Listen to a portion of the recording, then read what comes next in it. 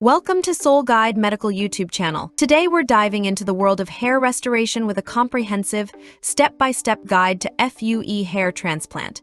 If you're considering this procedure to combat hair loss and regain confidence, you've come to the right place. The first step to getting an FUE hair transplant is your consultation. This gives you the chance to first meet with the surgeon, discuss your hair loss, and go through your medical history.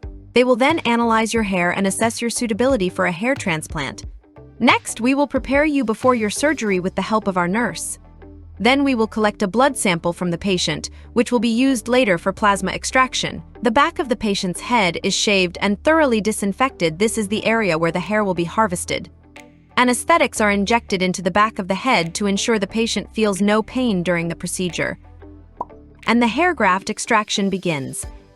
In the FUE procedure, grafts are extracted one by one in the donor area with a specialized punching tool.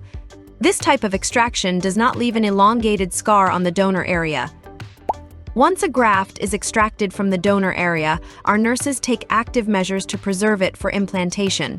It is cleaned, sorted according to the number of hairs it contains, and submerged in an active plasma solution, which maximizes survivability.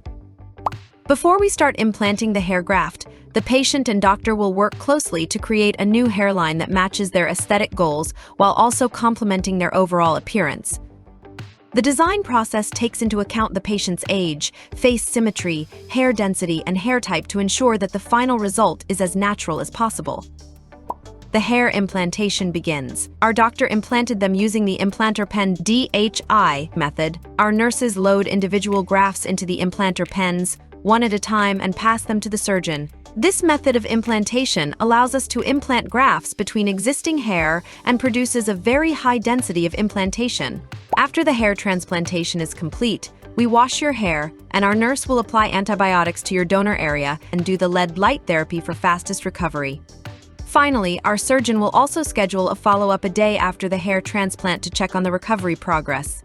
Overall, it was fantastic. Clear and concise. Coming here was very easy. There's a translator. I don't speak any Korean, so that helps out a lot. But everything was good, from them harvesting from the donor area and then grafting it. The most painful thing is when they put the shots in, and even then it's not that bad. It's more of just an annoyance and pain, but not bad at all. And then, I took a nap when they were grafting. And then recovery, just lay on your back, chill, watch TV. It's not that big a deal. And then they'll come here, they'll give you everything you need, they'll wash your hair, they'll fix you up, and then they set you up for success and the information you need to carry on. So overall, I love the experience, and yes, I will 100% recommend this place again. Absolutely. Great.